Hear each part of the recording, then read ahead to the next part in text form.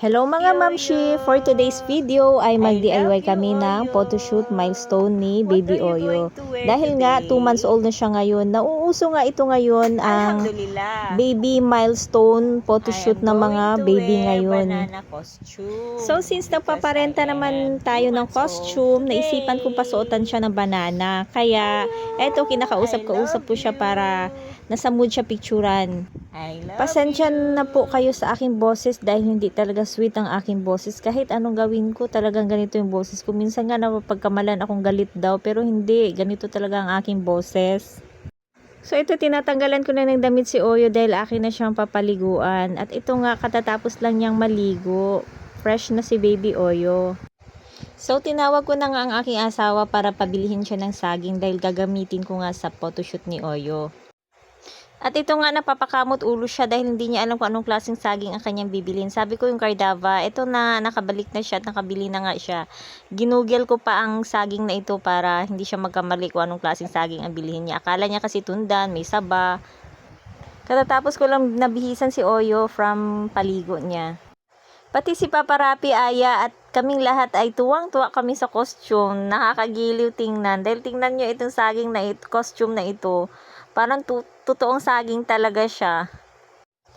Hindi din papatalo ang mama nyo at may entry din ako. Ayan, binabalatan ko rin kunwari yung banana costume.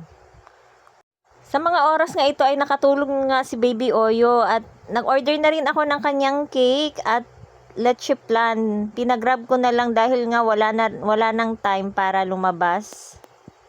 So, simple celebration lang naman ngayong 2 months old niya. Ito, may cake, may leche plan. And then, ipotoshoot namin siya. Plano nga sana namin dadalhin sa studio.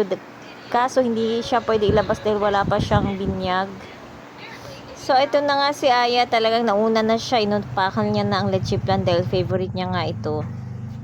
So, ayan po, nakatulog po si Oyo dahil nga pagkatapos niya maliguan, talagang nakakatulog siya dahil napreskuhan na yung kanyang katawan. Inaantay namin siya magising, ayaw namang magising, kaya binihisan ko na lang muna siya. Ayan po, binibihisan ko siya. Nakakatulog talaga si Baby Oyo pagkatapos niya maligo dahil nga napipreskuhan. Kahit anong galaw ko niyan sa kanya, ayaw niya magising. So, hanggang ngayon ay tulog pa rin nga si Baby Oyo. Ayoko naman siyang gisingin para lang picturean siya dahil baka nga masisira na yung mood niya at iiyak-iyak na. Dahil nga hanggang ngayon ay tulog pa rin si Baby Oyo, nag-decide na lang kami picturean siya kahit tulog siya. Kasi nga gusto nang kumain ni Aya ng cake. Sabi ko kay Aya, saka na lang kainin anak ang cake pag napicturean na siya. Gusto ko sana picturean si Oyo ng gising dahil nung kanyang first milestone, nung kanyang 1 month ay wala gano'n siyang magandang kuha. Kaya at this time, gusto ko sana siyang picturean ng gising. So, dahil tulog pa rin siya, nag-decide na lang kaming picturean siya kahit tulog. Ayan, ina-assemble ko na yung number 2. Gagawin kong number 2 yung saging, kaya nga pinabili ko yung asawa ko ng banana fruit. So, ayan, kahit anong usap namin ng aking asawa dito, ayaw talaga magising ni Oyo. Talagang ganitong oras ang kanyang tulog, mga 12 to 6, talagang mahimbing ang kanyang tulog niyan at magigising siya ng 6 above. Nagigising siya ng gabi, kaya medyo hirap dahil nga mas gusto ko sanang gising siya ng umaga at tulog siya ng gabi. Hindi mo naman mapipigilan yung kung or makokontrol ko anong gustong tulog ng baby. So, ayun na nga, for the go na lang kahit tulog. Talagang, eto na, nagre-ready na kami. Pasensya na nga pala sa aming dingding dahil madumi. Matagal na rin kasi yan nang hindi na siya na-repaint. Isang dekada na rin, kaya medyo madumi yung aming dingding.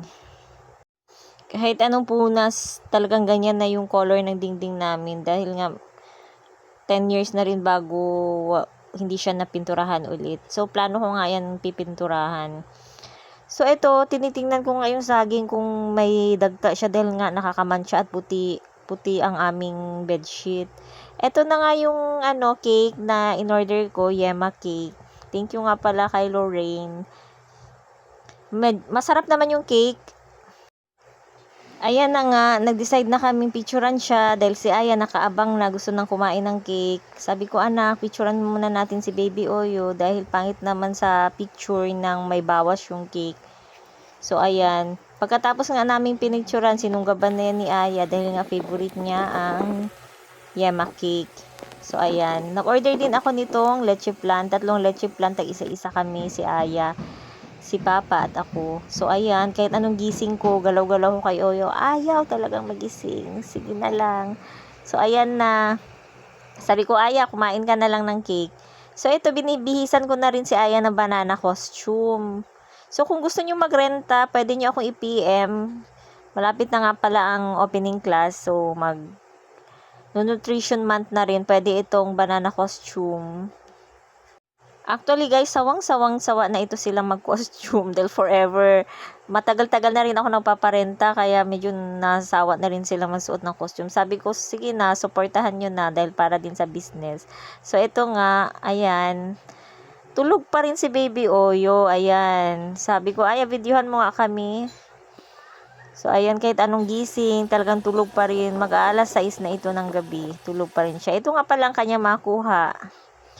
Maraming salamat sa inyong panonood. God bless!